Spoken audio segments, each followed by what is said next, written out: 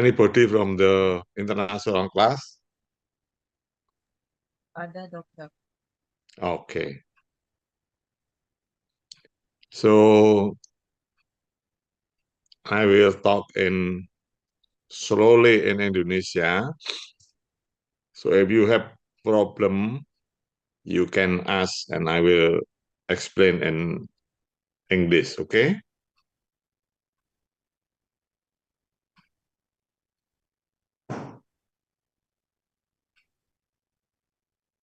Oke, dokter. Okay, we start first.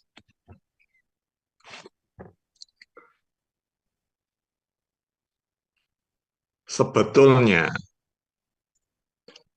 susu sapi itu hanya apa ya? Problemnya itu satu,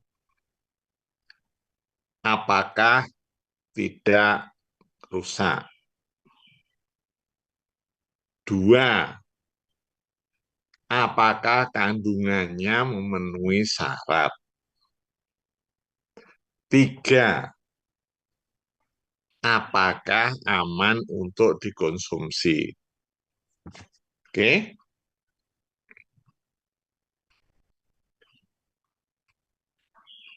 Nah,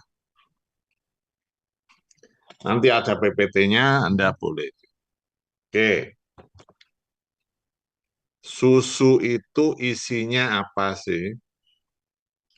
Kandungan dari susu.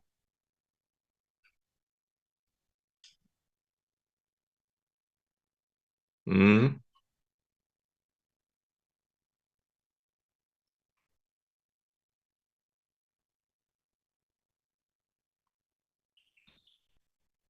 loh, ini ada yang mendengarkan, nah?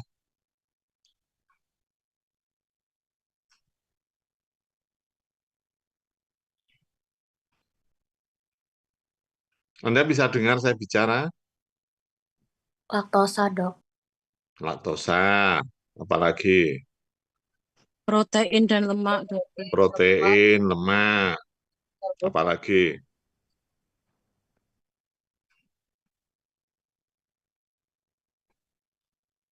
Calcium. kalsium, mineral. Oke, what that? Next. Fosfor. Okay, calcium, phosphor, anything we call is mineral. Okay,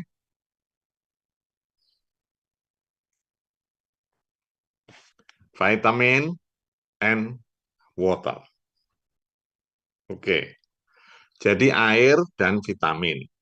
Nah, mineral dan vitamin di susu ini kadarnya kan sangat kecil. Jadi sangat sedikit pengaruhnya terhadap kualitas dari susu. Yang besar itu hanya air, protein, lemak, dan laktosa. Jadi sebetulnya kualitas protein itu ada itu aja.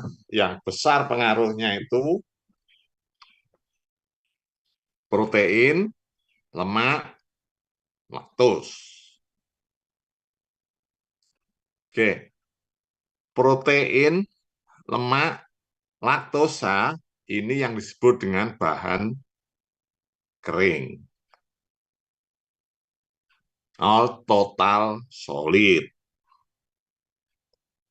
Peternak tidak mengerti bahan kering, tidak mengerti total solid.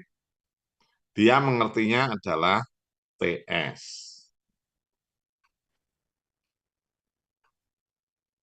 Kenapa peternak kok ngertinya TS? Mereka peternak itu tidak peduli lemak berapa, laktos berapa, protein berapa, itu tidak peduli. Yang paling dipedulikan sama peternak itu hanya satu, TS. Kenapa peternak kok peduli dengan TS?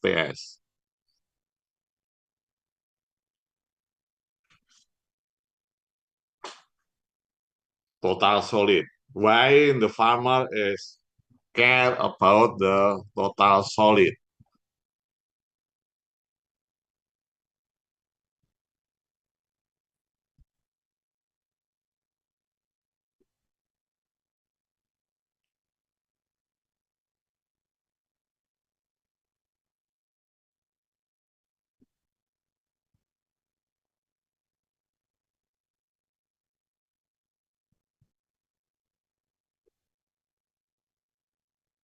Hmm? Apa alasannya apa? Kira-kira peternak itu sangat peduli dengan dia tahu berapa total solidnya. Karena total solid ini yang menentukan harga.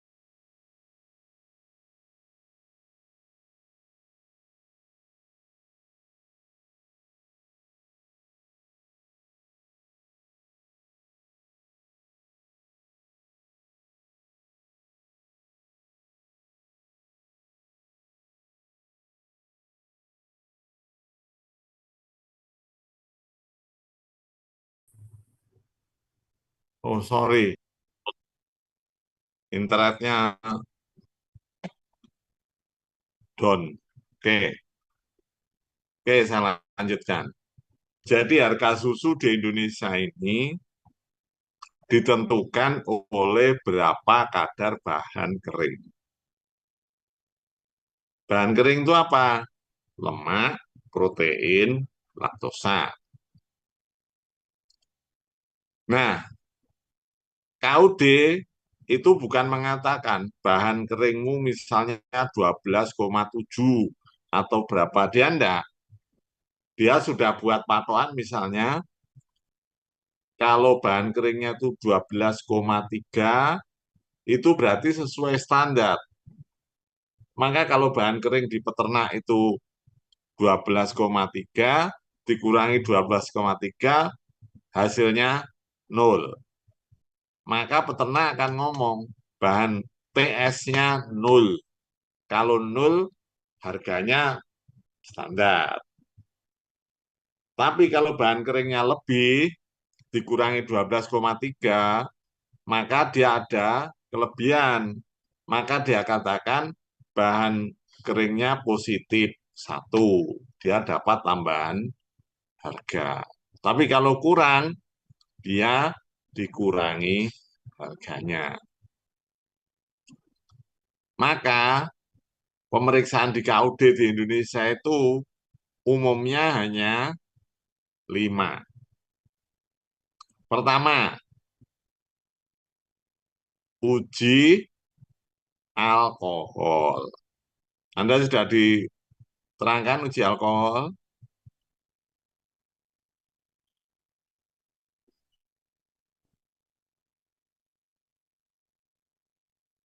Bisa dengar suara saya? Bisa, Dok.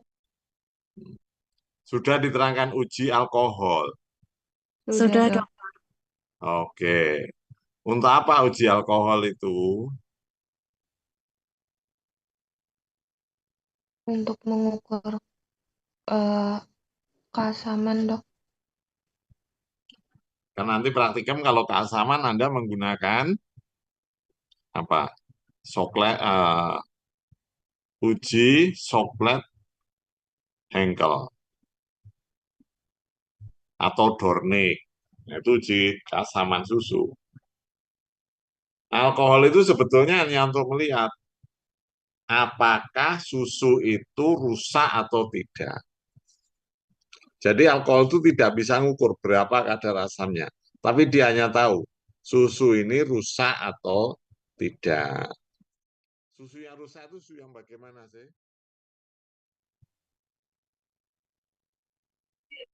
Yang pecah, menggumpal. Menggumpal. Ada istilahnya pecah, tapi sebetulnya susu itu menggumpal. Kenapa menggumpal? Karena kalau kadar asamnya melebihi standar, maka protein itu menjadi tidak stabil, akan menggumpal. Oke, jadi hanya uji alkohol. Kedua, uji lemak, sudah disampaikan.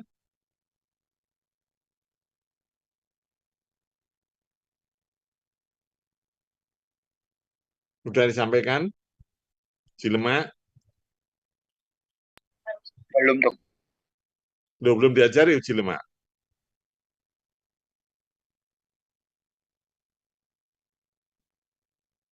Nah, Belum, Dokter. oke. Uji lemak itu untuk lab uji mudah sekali dilakukan. Oke.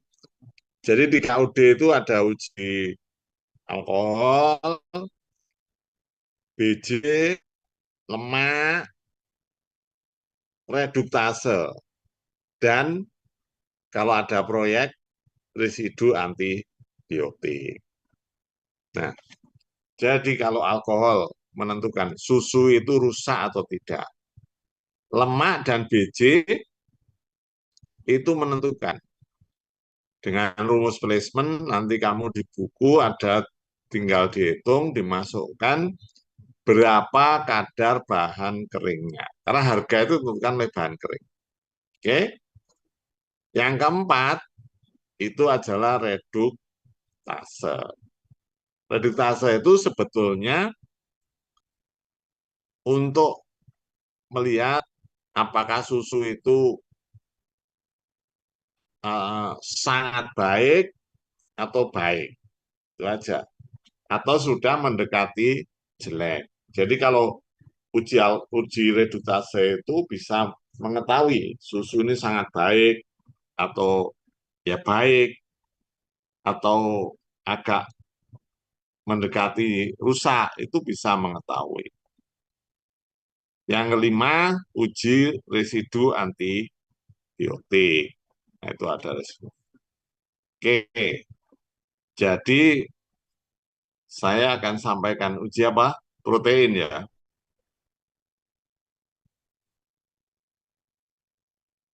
Oh, ini ada, saya anukan sebentar. Saya carikan PPT-nya.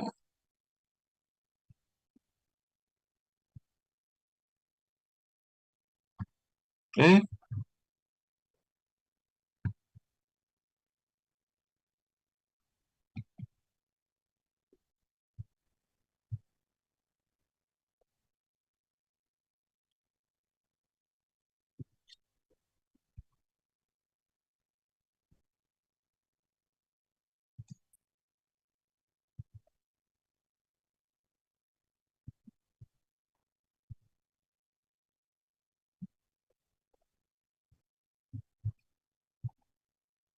oh ini baru disampaikan ada lemak.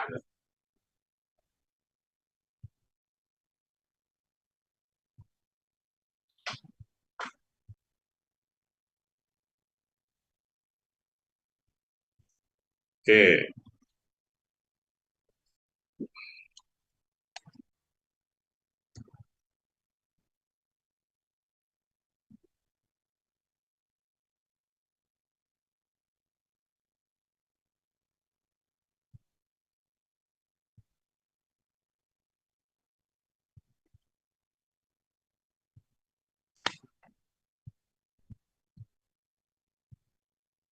oke. Jadi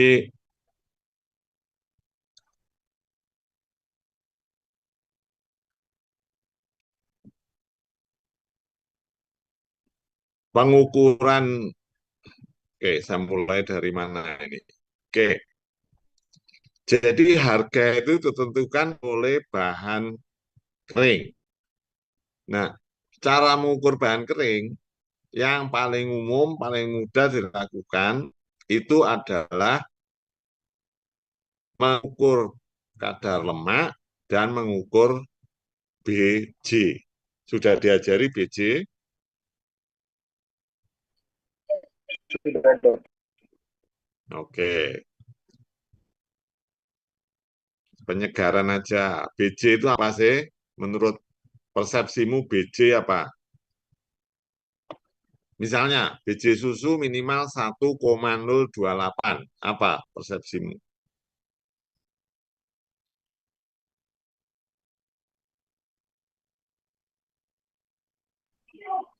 Untuk alat yang digunakan waktu tensimeter itu memiliki rata-rata skalanya 2. Ya, artinya kalau sudah diukur dengan lalu muncul hasilnya, misalnya mantrinya sudah ngomong, BJ-nya 1,028. Apa yang Anda pikirkan kalau mantrinya bilang BJ-nya 1,028? Ya, itu memenuhi syarat.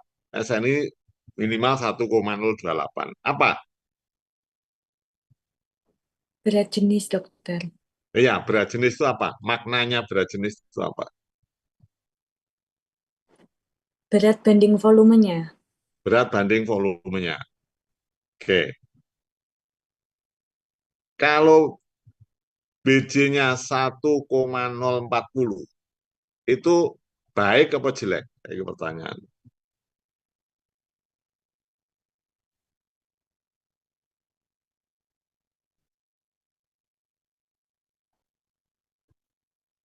Baik, dokter. Bisa baik, alasannya apa?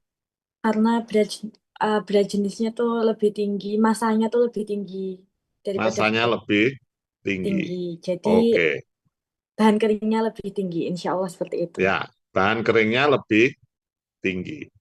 Jadi BJ itu sebetulnya kalau 1,028 itu artinya per liter susu itu beratnya 1,28 kilo. 1,028 kilo berat susu itu. Oke. Nah, meskipun nggak eksak atau ada aturan ininya ya. Kalau BJ1 itu apa artinya?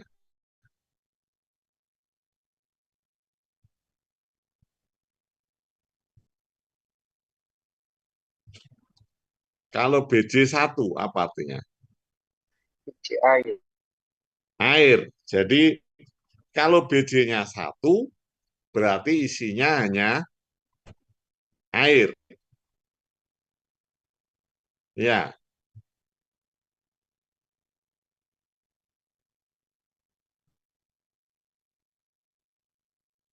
jadi kalau BJ-nya 1 maka bahan itu isinya air.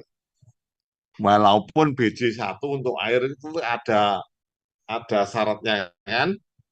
BJ air 1 itu adalah air murni. Diukur pada tekanan hidrometer 76 cm Hg. Atau itu di permukaan air laut. Yang ketiga, suhunya 4 derajat. Itu kalau mau detail. Tapi oke.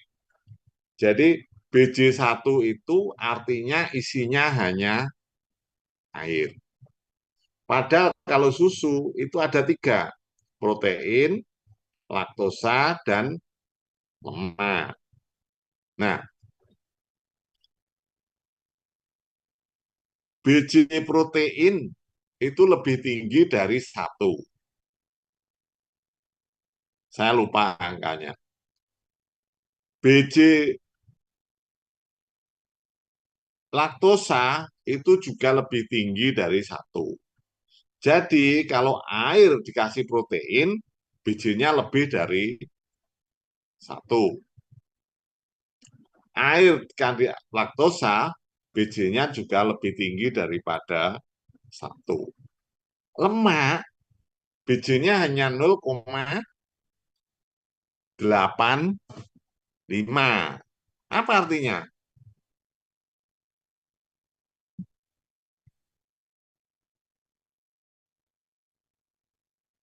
Air, BJ-nya jadi wah 1. Ngerti maksudnya? Jadi lemak ini BJ-nya hanya 0,85.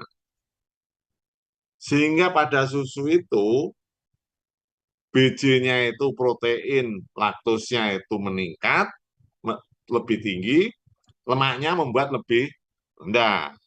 Jadi kalau kadar lemaknya tinggi, BJ-nya akan rendah. Kalau kadar protein sama laktosanya tinggi, BJ-nya akan lebih dari 1,028. Jadi susu 1,040 itu bisa jadi lemaknya sangat sedikit. Nah, oke. Jadi yang paling banyak diukur itu adalah kadar lemak. Karena ukur kadar lemak itu pekerjaan yang gampang. Oke.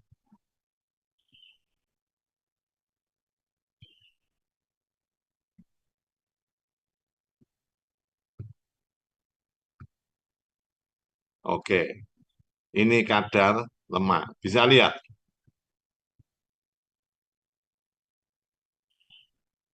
Bisa melihat PPT?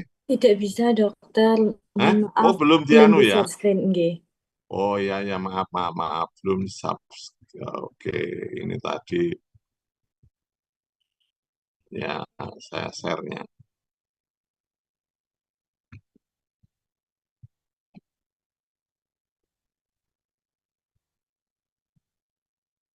Oke, bisa?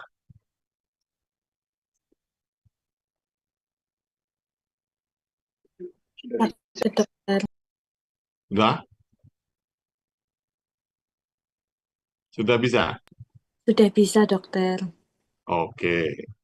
Jadi sebetulnya mengukur kadar lemak ini, oke, pada susu itu lemak kan dalam bentuk globula, oke, dia ada di dalam cairan susu, mungkin berikatan dengan protein, berikatan dengan air. Sebetulnya mengukur kadar lemak itu sederhana. Jadi ikatannya itu dirusak. Jadi yang tadinya susu itu termasuk apa suspensi. Jadi susu itu sifatnya adalah suspensi, maka ini dirusak ikatannya. Nah, kalau ikatannya dirusak, apa yang terjadi?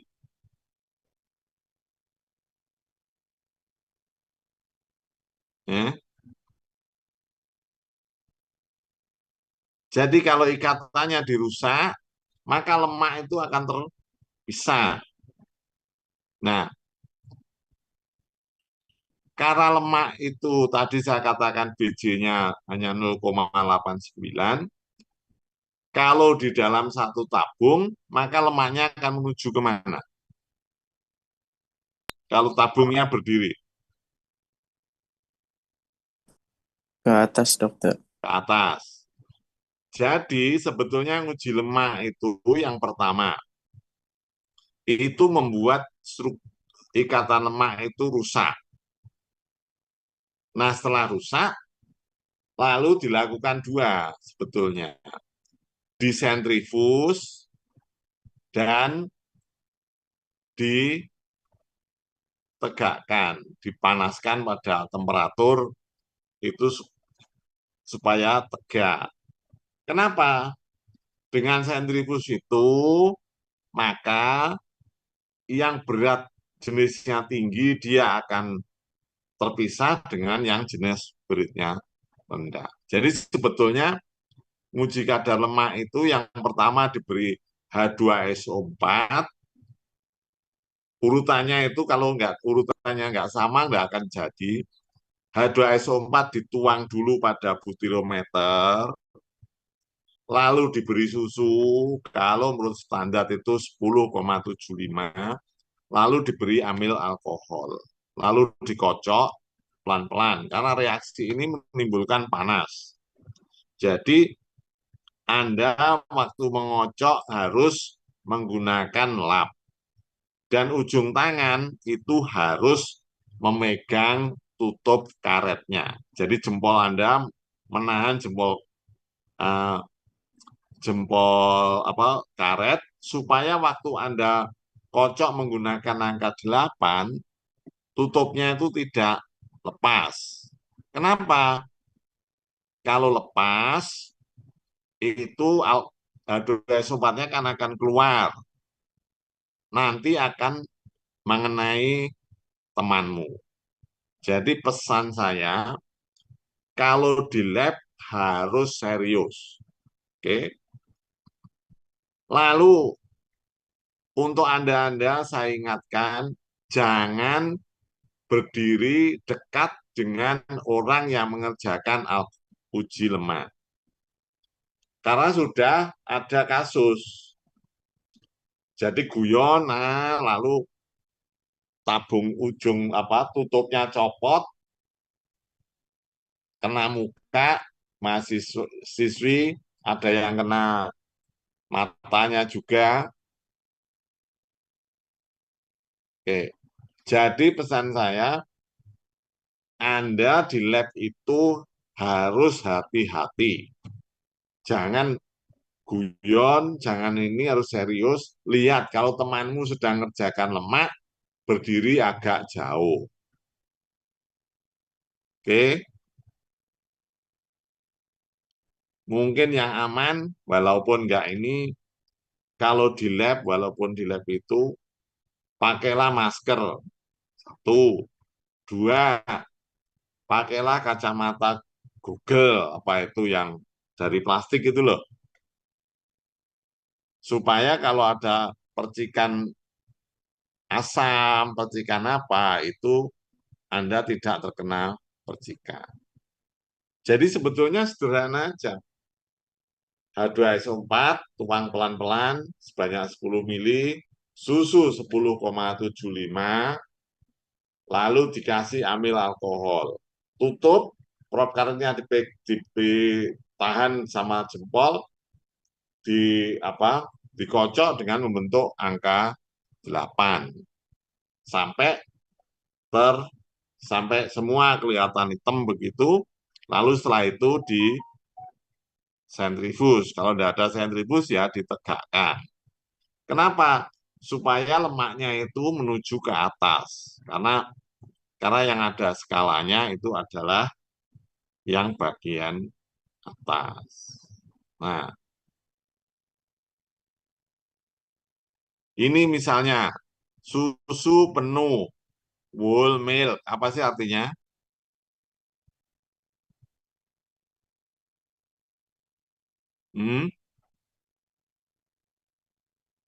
Whole milk, susu penuh apa artinya? Susu murni, dokter. Susu murni yang tidak Susu yang tidak ditambahkan atau dikurangi bahan apapun. Itu yang disebut dengan whole milk. Kalau susu bawah,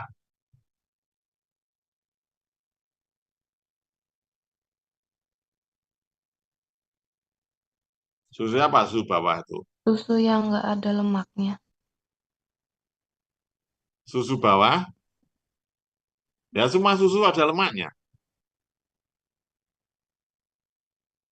Susu yang kadar lemaknya rendah, dokter. Ya, sebetulnya susu itu bisa diproses, saya lupa istilahnya, tapi saya tahu. Itu dengan bukan sentrifus, tapi ada pengocok begitu, supaya memisah.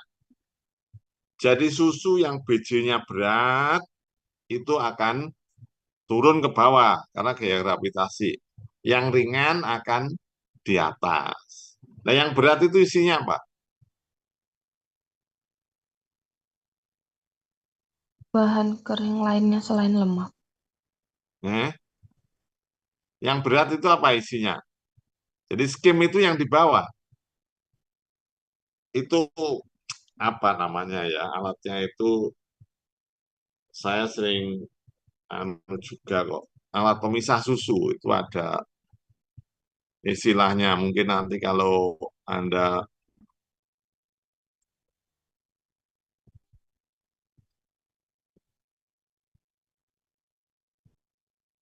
apa berarti kalau yang di bawah isinya? Protein, dokter. Protein dan Laktosa. laktosa. Yang di atas Lemak. lemak. Lemak. Oke.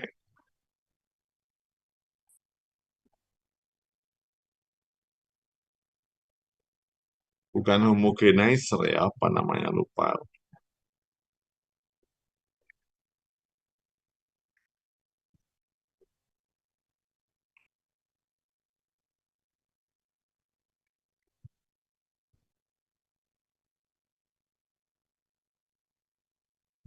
Vortex kan, dok? Apa Mas? Vortex. Bukan Vortex. Kalau Vortex itu untuk pengocok. Itu ada kalau untuk susu itu ya, apa ya namanya ya. Untuk memisahkan tulisan ya cari alat pemisah skim milk.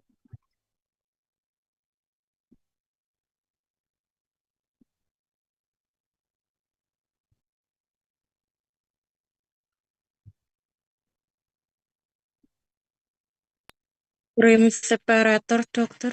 Ya, separator atau apa namanya. Itu ada nama yang lebih umum, Mas. Saya lupa namanya.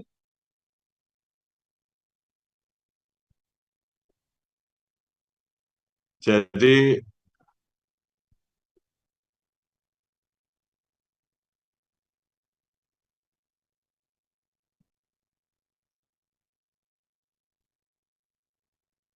di ini ada separator, ada ini,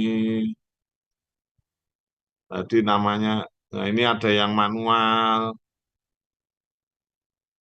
Jadi kalau di luar negeri, susu itu kan dipisahkan menjadi skim dan krim. Kenapa dipisahkan? Karena skim itu nanti ujungnya dibuat jadi keju. Kalau krim itu ujungnya dibuat jadi apa itu? Buttermilk. Tuh. Oke. Jadi apa bedanya Gerber dan Siegfried? Ini terutama pada skalanya. Karena kalau susu bawah, kadar lemaknya kan kecil. Maka skalanya dibuat lebih ini, misalnya tiap 0,1, 0,2 itu ada semua. Jadi dia dibuat skalanya itu lebih detail, hanya sampai saya lupa 2% atau 5%. Tetapi kalau krim, Kohler, ini skalanya kan dibuat lebih tinggi. Jadi itu misalnya sampai 100%. Karena apa? Krim itu isinya mayoritas lemak. Kalau skim itu isinya 2, protein dan laktosa. Jadi ini ada gambarnya. Nah, jadi nanti butirometer ini harus ditegakkan seperti ini. Jadi ini ada skalanya. Nanti untuk mengukur berapa lemak yang ada di skala ini. Gerber mungkin sampai 7, kalau skim mungkin 1 atau 2%, kalau Kohler krim itu mungkin bisa sampai 70 atau 100%. Jadi skalanya yang membedakan itu jumlahnya juga berbeda. Tapi prinsipnya semua sama. Dikasih asam sulfat, lalu pelan-pelan susu, dan ambil alkohol. Ada komen? Pertanyaan?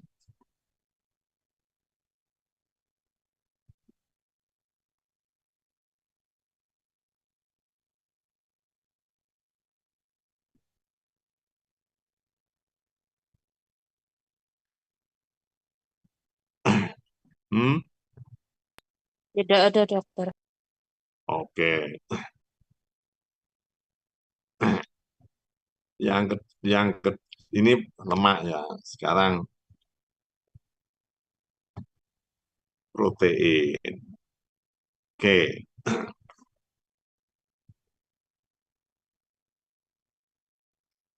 Yang membedakan protein, lemak, laktosa itu adalah adanya apa itu unsur N. Jadi hanya di protein yang mempunyai unsur nitrogen. Sedang lemak dan laktosa, karbohidrat, itu unsur utamanya adalah CHO. Protein, unsur utamanya CHO dan N. Maka laktos itu kalau dalam tubuh manusia bisa diubah menjadi lemak. Jadi mohon maaf, kalau orang yang mengkonsumsi karbohidrat berlebih, maka akan disimpan dalam bentuk lemak. Tidak bisa lemak itu berubah menjadi protein. Jadi, salah satu unsur yang membedakan protein dengan lemak itu adalah N. Dan ini, protein ini adalah yang sangat dibutuhkan oleh manusia. Jadi manusia harus mendapat asupan protein. Tanpa asupan protein, maka sistem tubuhnya tidak dapat berjalan. Hampir semua pakai protein. Misalnya apa? Pertumbuhan sel, lalu sistem imun, lalu metabolisme, enzim, itu semua adalah basicnya protein. Tanpa itu tidak bisa berjalan. Sedang karbohidrat itu laktos itu adalah untuk energi. Nah, di industri susu kecuali mungkin di pabriknya ya. Di KUD itu tidak pernah dilakukan uji protein. Kenapa? Uji protein ini adalah uji yang cukup kompleks, sulit. Jadi dia tidak dilakukan uji ini. Tetapi kalau Anda bekerja di pabrik pakan ternak, itu selalu diuji protein. Kenapa? Karena ayam itu sangat peka terhadap kadar protein. Maka makanan itu harus diatur supaya proteinnya tercukupi. Oke, ada komen? Ada 3.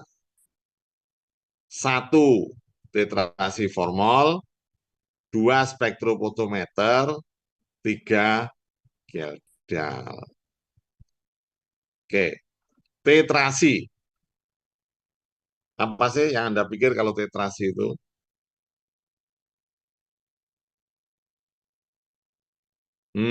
Apa yang Anda pikir tetrasi itu?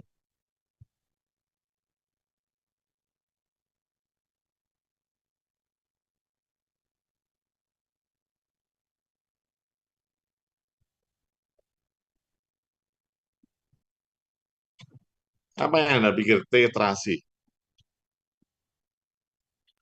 Melakukan uji menggunakan alat titer, dokter.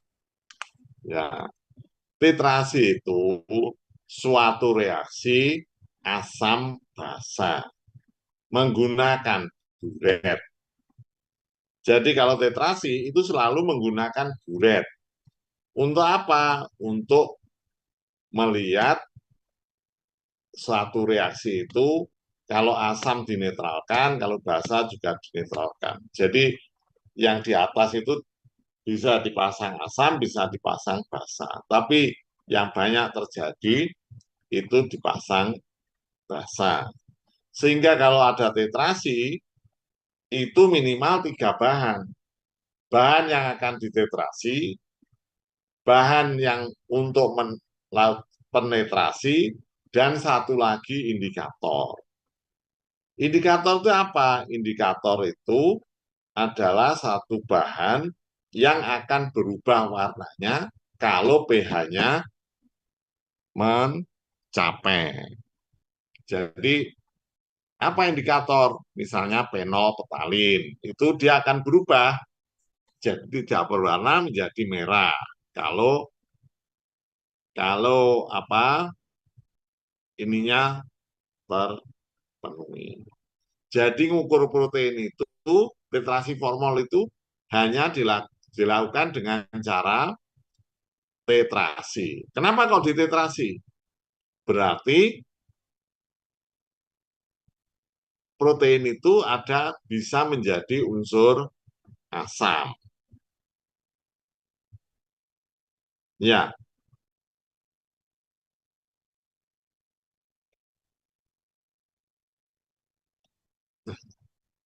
Jadi susu kalau susu itu kan dia pH-nya tidak tetap 7 atau berapa. pH-nya kan bisa menjadi makin asam. Kalau ada pertumbuhan mikroba, maka pH-nya menjadi makin asam. Tetapi itu bukan yang untuk menentukan. Yang menentukan adalah Nih. Nah, jadi pada protein itu ada dua gugus ini. Gugus karboksil dan gugus amina. COH dan NH2. Nah, satu itu bersifat basa, satu bersifat asam. Sehingga protein itu disebut dengan ampoter.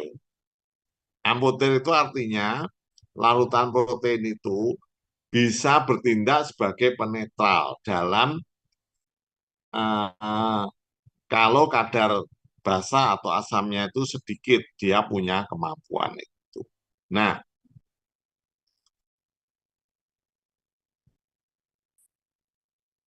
maka kalau Anda baca di situ,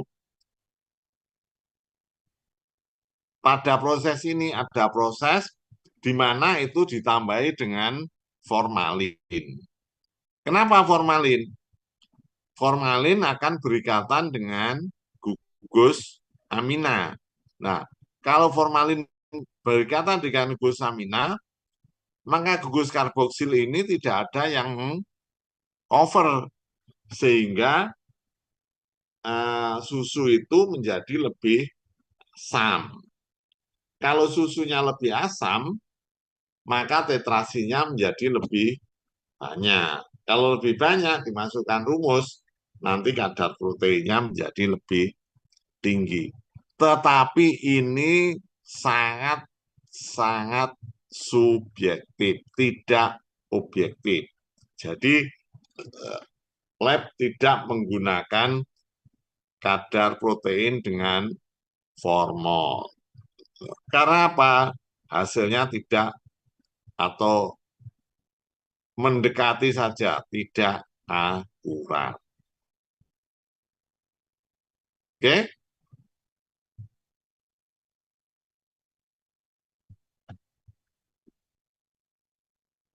Oh, ini ada metodenya. Jadi nanti Anda pertama, tetrasi pertama, oh dikasih indikator. Apa ini indikatornya?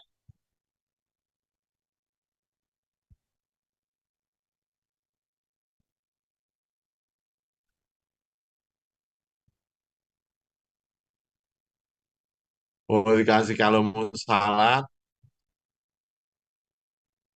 lalu diberi ini terasi pertama ini untuk membuat dia netral. Ini 0,1 N, tahu?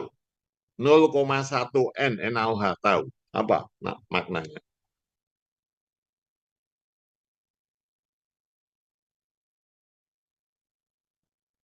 Eh? 0,1 N, NaOH, H2SO4, NaOH. Apa artinya? Hmm?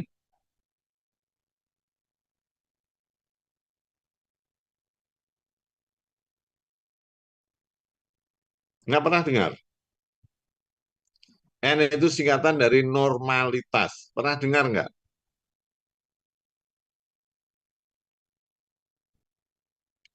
Pernah, Dok. Eh?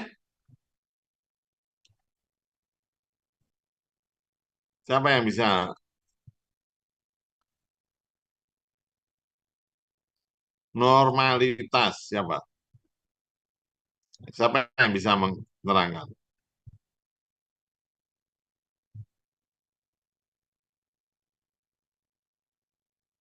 Eh?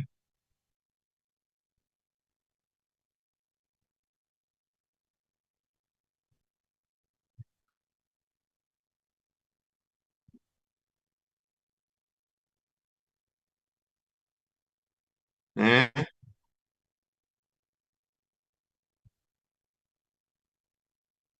Apa artinya normalitas?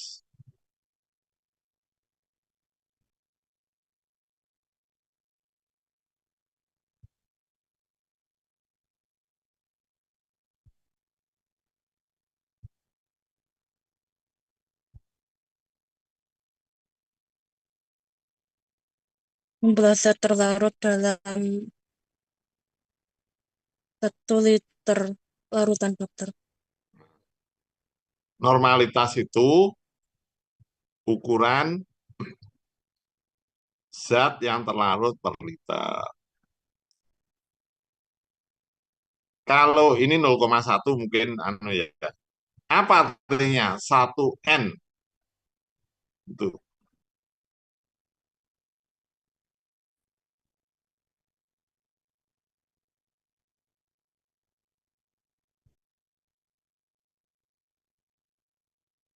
Itu sebetulnya ada normalitas, ada molaritas kan gitu kan. Jadi kalau normalitas itu sebetulnya berapa 1 mol dalam 1 liter itu kalau kebasaannya 1 itu 1N. 1 mol dalam 1 liter kebasaannya 2 itu 2N. Nah sekarang tanya, 1 mol itu pernah dengar? Apa 1 mol itu?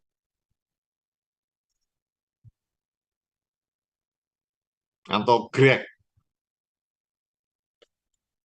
Oke, nanti dicari. 1 mol itu artinya adalah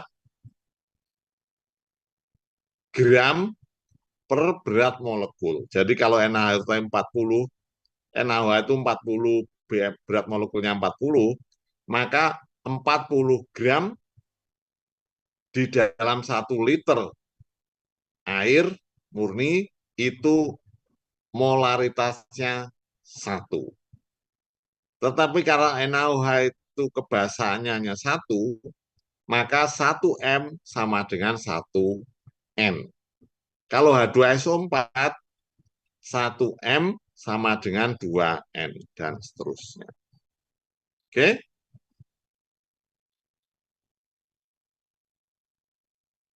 Ada komen, pertanyaan? Ini komen?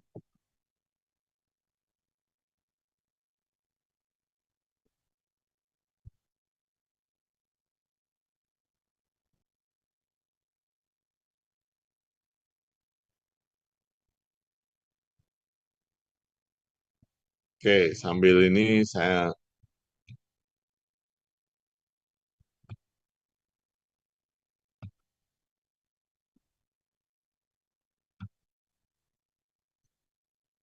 oke. Spektrofotometer. Anda pernah dengar atau pernah melakukan atau tahu namanya spektrofotometer? Tahu?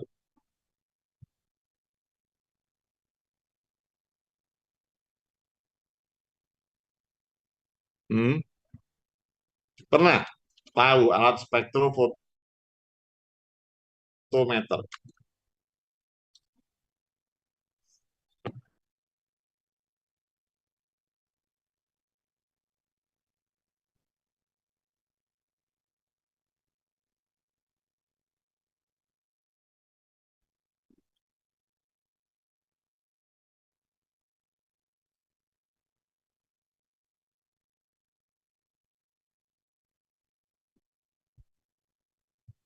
Hmm?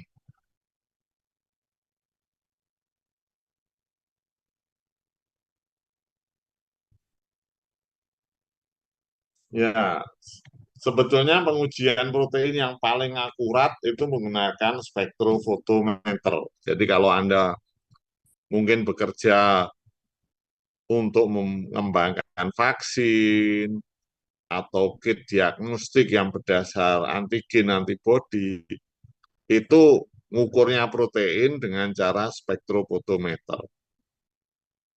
Nah, apa sih spektrofotometer itu?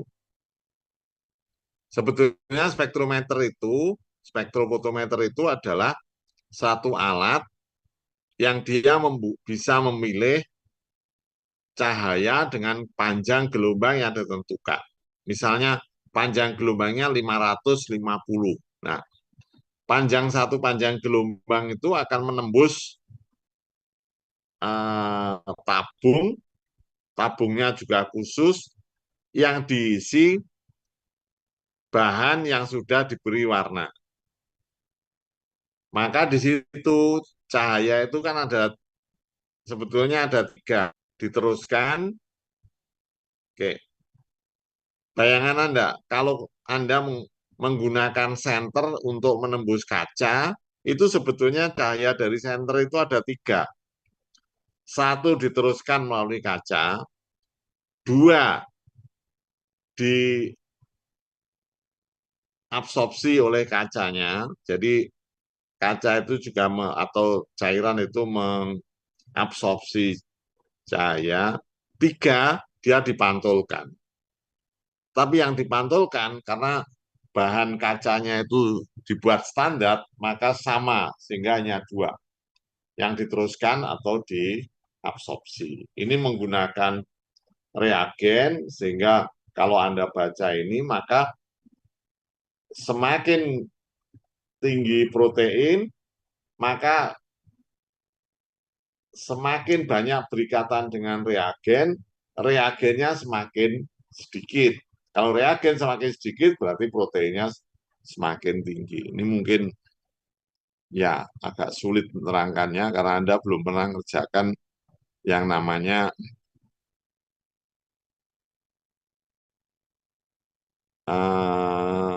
spektrofotometer.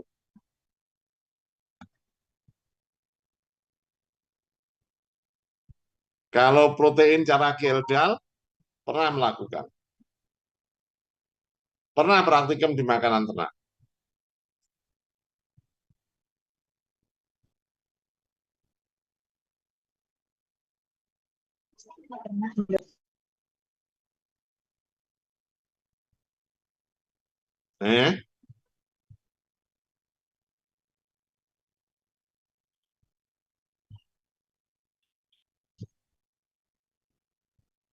Praktikum enggak?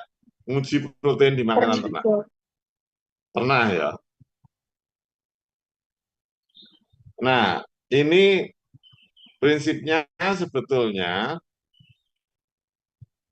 kalau Kjeldahl itu yang diukur bukan proteinnya, tapi yang diukur adalah nitrogennya. Tahu nggak bedanya mengukur protein dan mengukur nitrogen?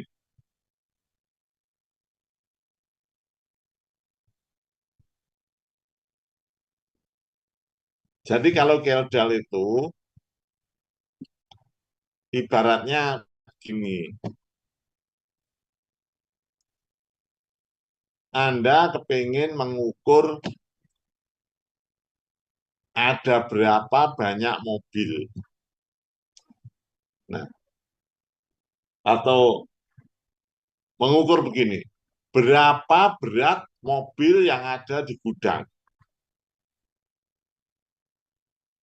Anda tidak mengukur mobilnya, tetapi hanya mengukur berat bannya. Jadi berat bannya ditimbang, sehingga berat ban ini yang sudah diketahui, itu bisa dengan rumus tertentu, lalu dengan konversi, itu lalu bisa menghitung, oh kalau mobilnya misalnya truk, konversinya berapa, kalau bis konversinya berapa, kalau mobil sedan konversinya berapa. Sebetulnya Kjeldahl itu yang diukur itu bukan bukan protein, tapi nitrogen. Maka apakah Kjeldahl atau mikro Kjeldahl itu hasilnya disebut dengan protein kasar.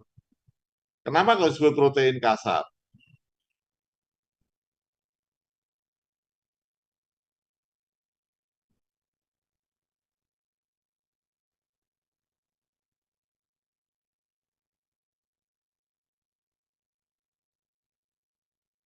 Eh?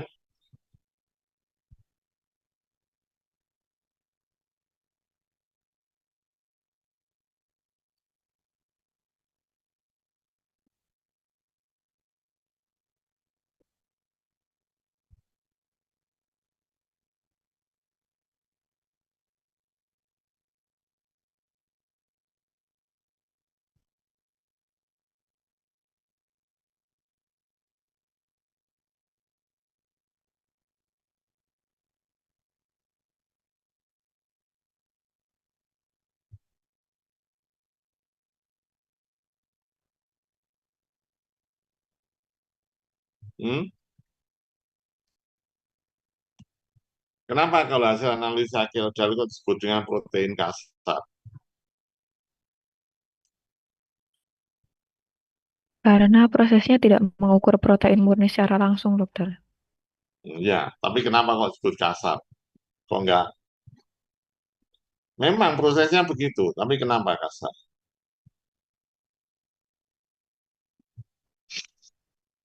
Karena masih ada kandungan nitrogen dan protein di dalamnya.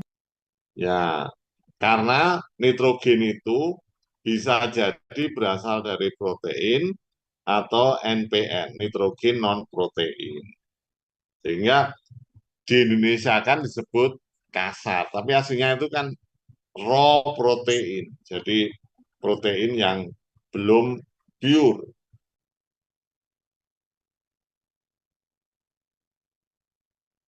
Oke. Jadi nanti kalau ketemu berapa, maka ini tiga tahap. Tahap yang pertama adalah Kildare atau mikro Kildare, itu proses destruksi. Jadi protein itu dihancurkan. Caranya apa? Caranya diberi asam kuat, H2SO4, lalu dilakukan dipanaskan. Makanya ada dikasih apa reagen Kildare atau tablet Kildare, itu isinya kuprisulfat sama apa begitu supaya ini hancur.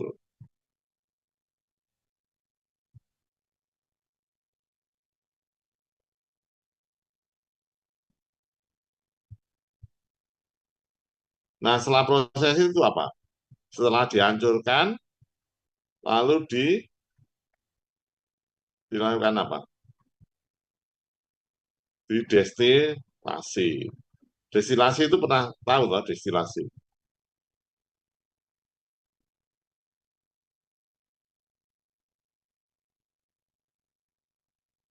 Eh,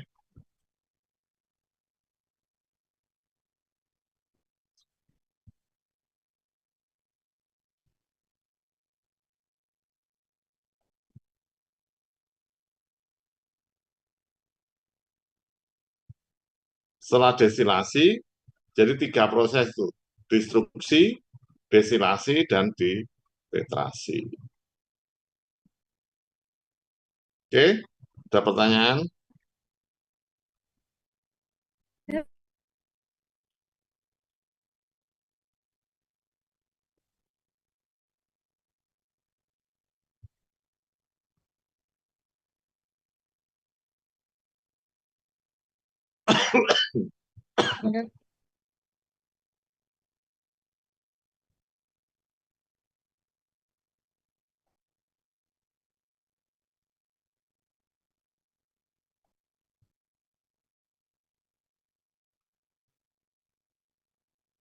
Ada?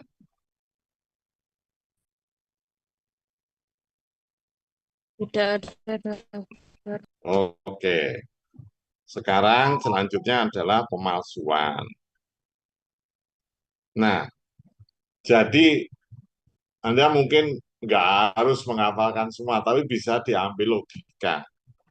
Jadi yang pertama itu adalah yang kalau larutan, susu itu kan air di dalamnya ada bahan kering. Oke. Nah, kalau dipalsu dengan sesuatu, kandungan bahan keringnya itu berubah, maka yang berubah itu dua, BJ dan lemak. Misalnya dipalsu dengan apa? Wis, saya sampaikan. Pemalsuan itu dengan apa? Contoh yang ada. Contohnya apa? Santan, Dengan santan, Air. apa? Santan dengan santan. Oke, sekarang pertanyaan sederhana. Santan itu kandungannya apa?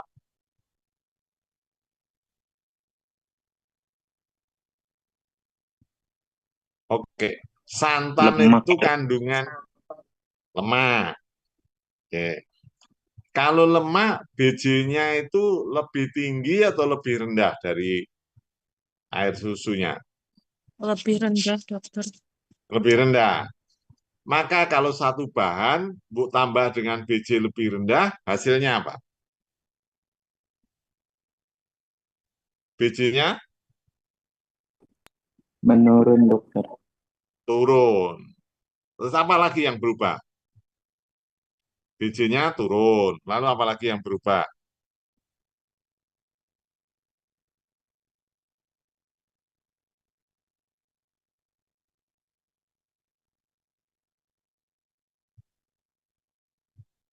Hmm? Kadar lemaknya Tinggi, dokter. meningkat. Lalu apa lagi yang mungkin bisa digunakan?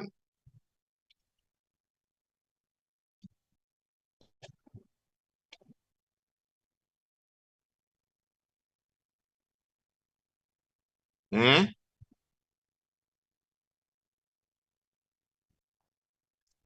Ditemukan sel tanaman. Sekarang saya tanya, beda nggak sel hewan dengan sel tanaman? Berbeda, dokter. Ya, berbeda di mana?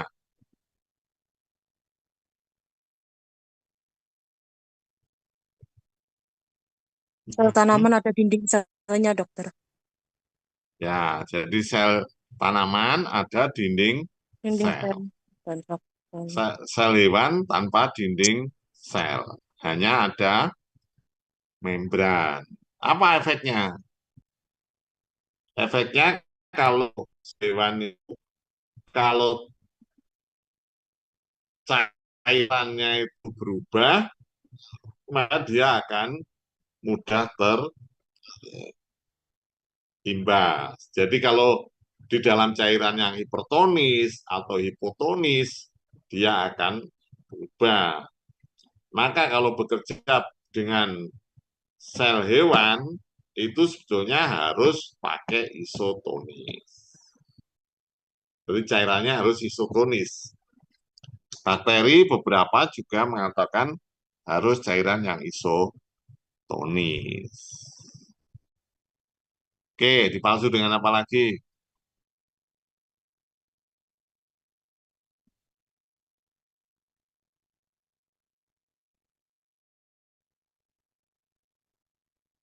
Hmm?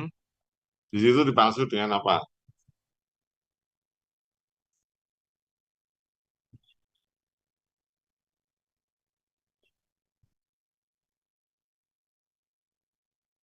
Apa sih yang orang kira-kira lakukan untuk palsu susu?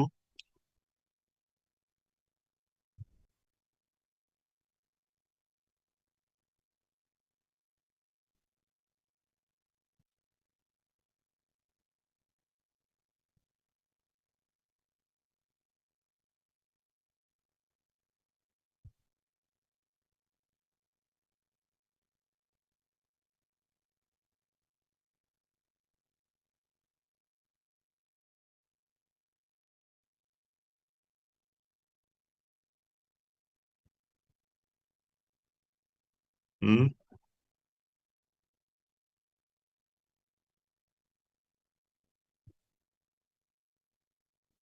Apa?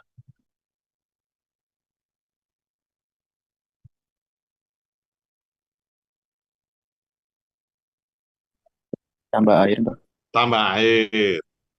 Kalau ditambah air apa yang terjadi? Menurut logika sederhana aja. Air anggapan bijinya satu, apa yang terjadi? Kalau susu ditambah air, apa yang terjadi? Berat jenisnya berkurang, dokter. Berat jenisnya turun. Karena air kan berat jenisnya lebih rendah toh, apalagi.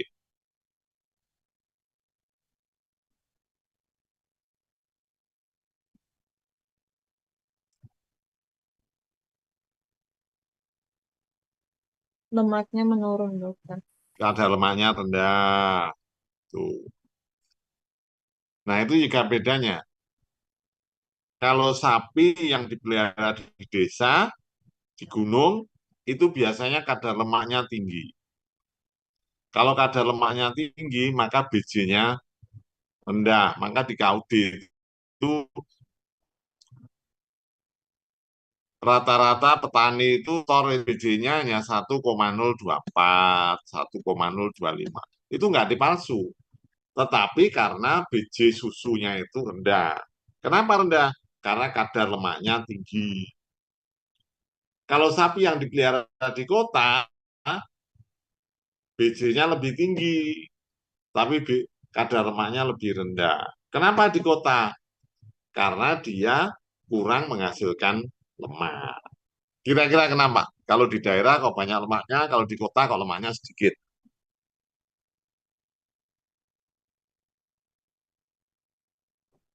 Karena kalau di daerah dingin dokter, jadi untuk apa ya? Untuk intinya melindungi diri dari menghasilkan panas tubuhnya lah seperti itu mungkin. Lah dingin lemaknya tambah dikeluarkan ya apa?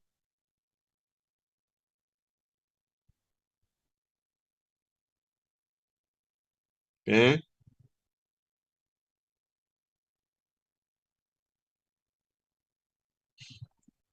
Ya ini selalu apa ya? Selalu begini. Sapi tidak bisa dipelihara di daerah panas. Jadi sapi itu harus di gunung. Sing ngomong itu sopo. Apa kalau sapi di dataran rendah, misalnya daerah Jombang, Mojokerto, Kediri itu kurang bagus.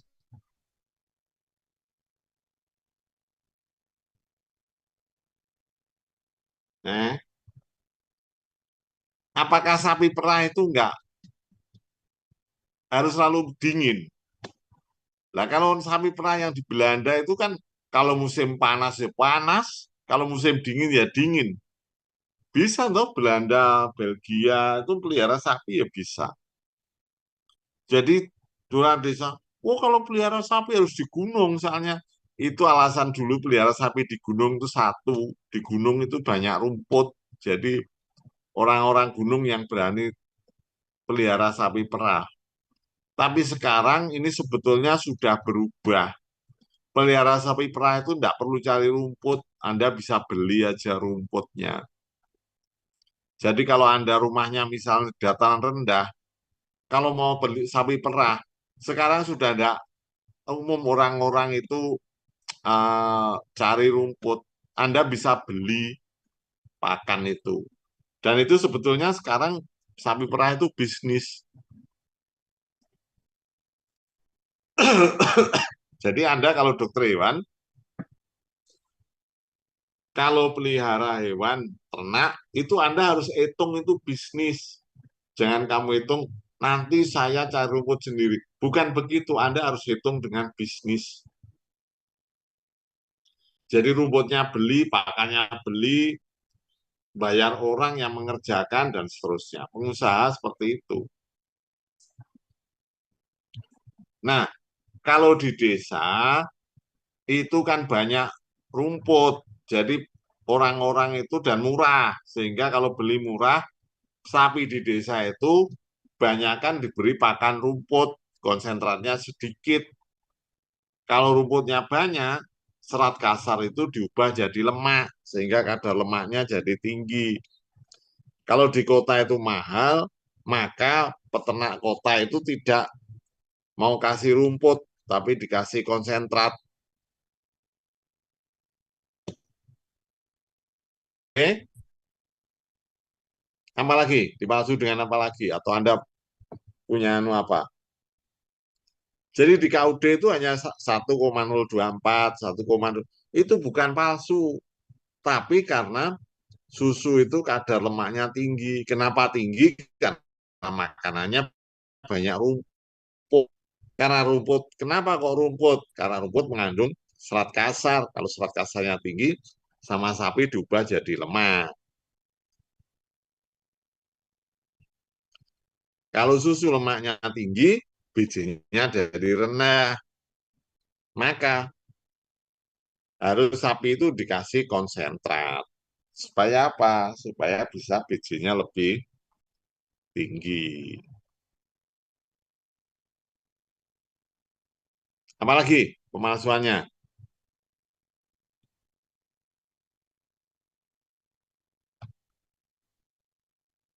Tadi sudah bilang bahan kering itu apa? Apalagi pemalsuannya? Hmm? Dipalsu apa? Contohnya?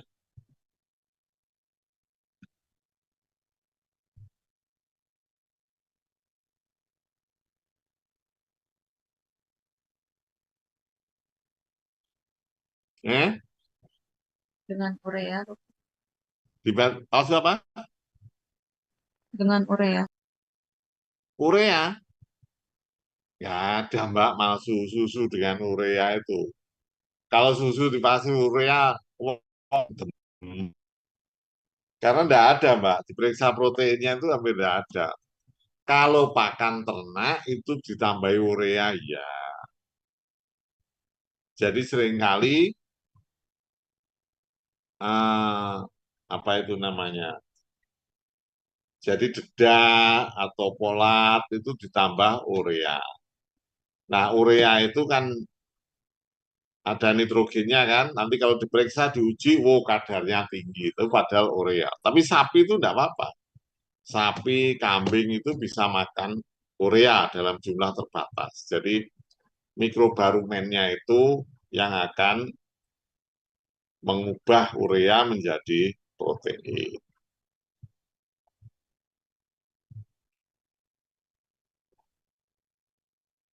Ada lagi yang tambah dengan air tajin. Apa sih air tajin itu?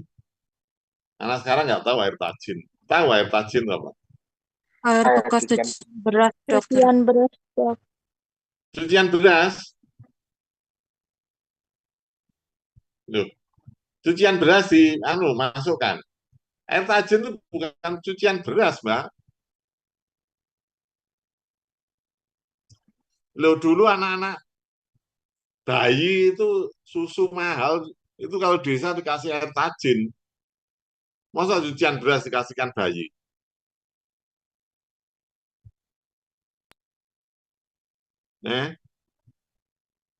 Air rebusan beras.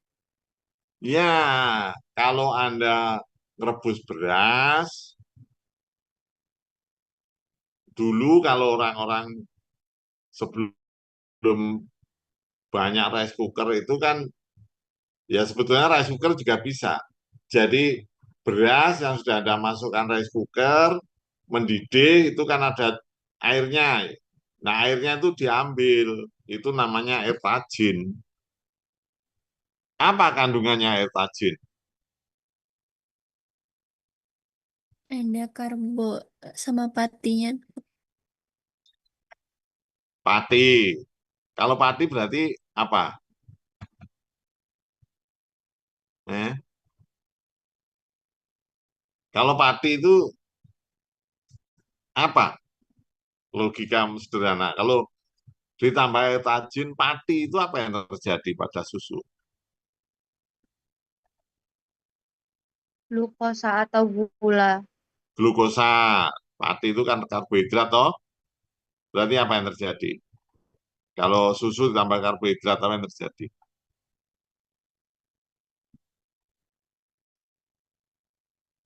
Eh?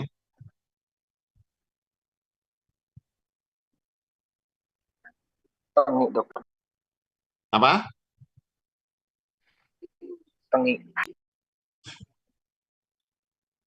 Mas, kalau karbohidrat itu enggak ada tengi, Mas. Karbohidrat itu enggak ada tengi, Mas. Si tengi itu minyak, lemak itu tengi. Karbohidrat itu enggak ada yang tengi. Jadi karbohidrat itu kalau rusak, itu enggak jadi tengi, kan jadi asam. Source atau kecut, masam itu loh. Kalau karbohidrat. Kalau protein rusak, apa yang terjadi? Berbau busuk. Karena apa? Amun itu keluar dalam bentuk amonium.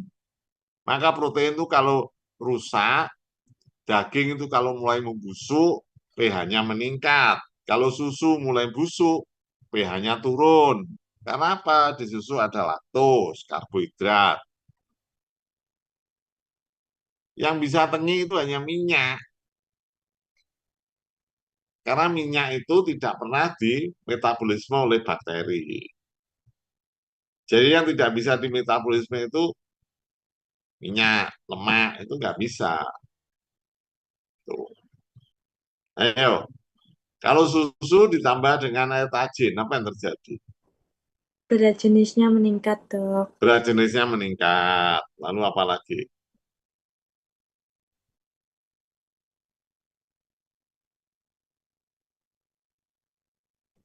Susunya menjadi lebih kental, Dok. Susunya kenal ya, apalagi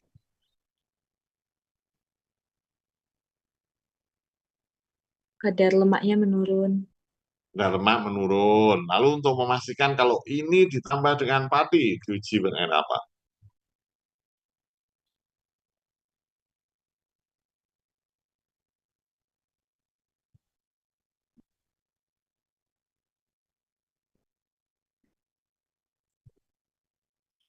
Ya karena tajin susunya padi, maka ya kita deteksi patinya dengan uji apa? Conradi ya. Nanti ada juga di situ di buku itu. Jadi itu nanti disaring lalu diberi reagen kalau warnanya hitam, oh berarti ini ada patinya. Saya lupa ujinya apa, Conradi atau uji apa. Ada juga dipalsu dengan air gula. Sama, gula, pati itu kan reaksinya sama. Nah inilah yang sebetulnya membuat industri susu kita ini, industri peternakan itu sulit berkembang. Kenapa?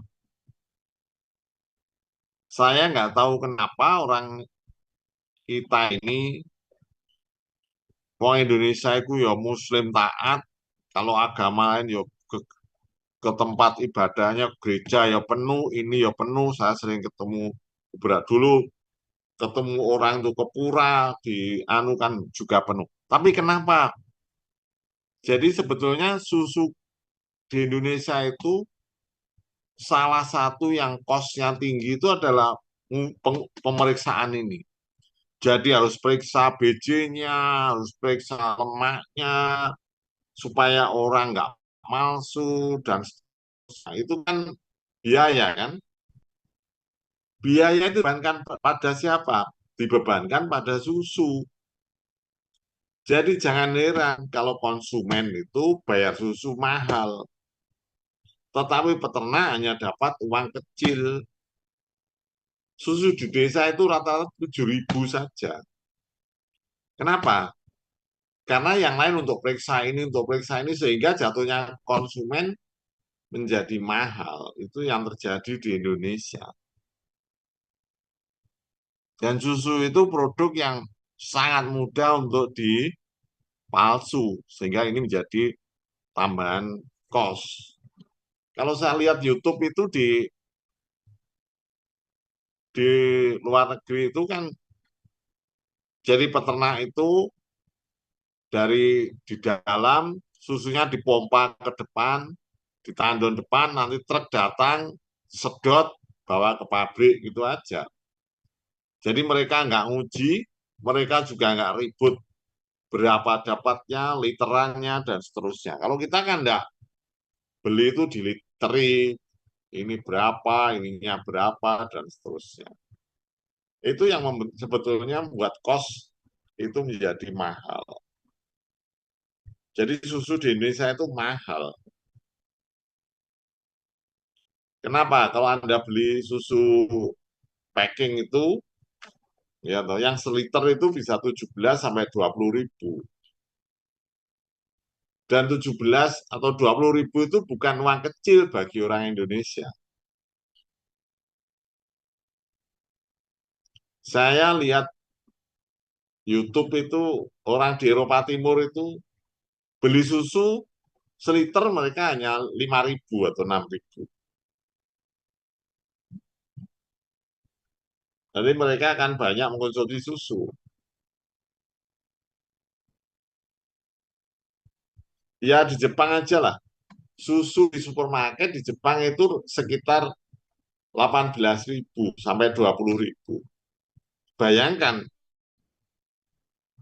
orang Jepang ya hidupnya jauh lebih mahal, dia susu hanya nggak sampai 20.000. Anggap aja 20.000. Padahal makan di Jepang itu paling murah mungkin sekitar 50.000 sampai sing sederhana ya 75.000. Bahkan ada 100 lebih. Jadi kenapa orang Indonesia? Karena ya itu biaya untuk pengujian itu yang mahal. Oke, apalagi topiknya belum? Nah, ini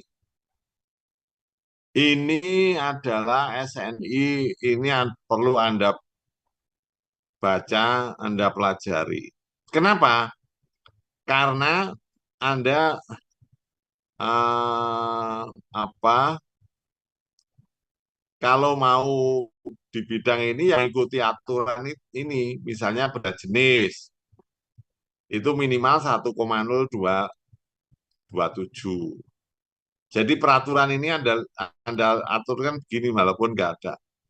Peraturan itu, SN itu yang gampang, kalau yang baik itu minimal, kalau yang jelek itu maksimal.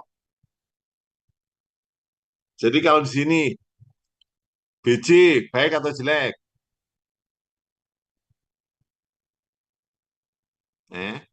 Baik toh, maka syaratnya minimum. Tapi kalau bakteri, maka ini syaratnya maksimum. Jadi TPC maksimum 1 kali 10 pangkat berapa ini? 6.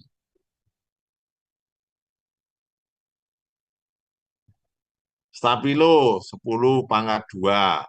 Enterobakter 10 pangkat 2.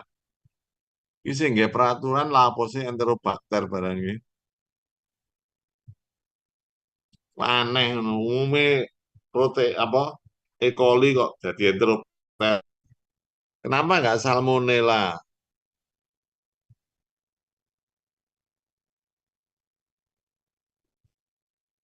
No. Ini juga residu antibiotik golongan penisilin, tetrasiklin, aminoglikosida, makrolide negatif. Lele golongan lain, cefalosporin golongan 3, 4, karbapenem, quinolon, gak diuji.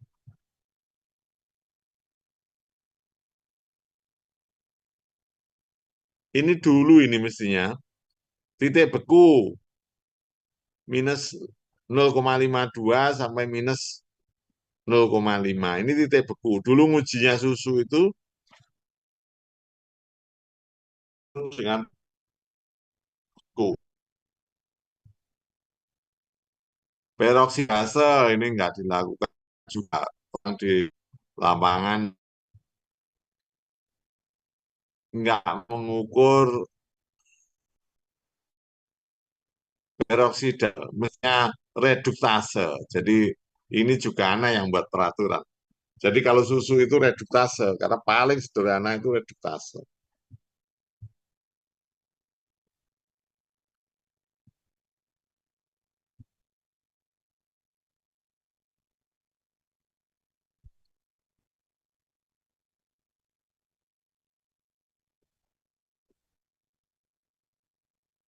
Ada komen?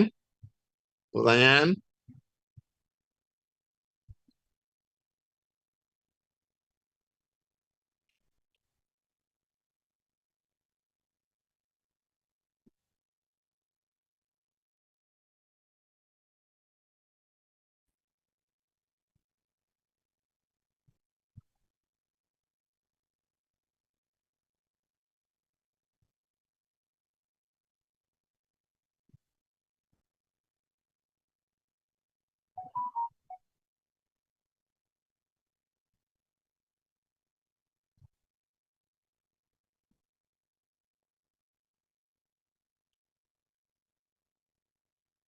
Hmm?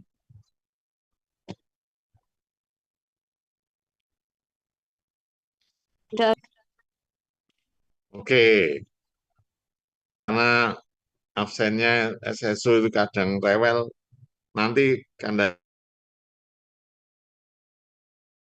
aja udah tanggap masuk semua.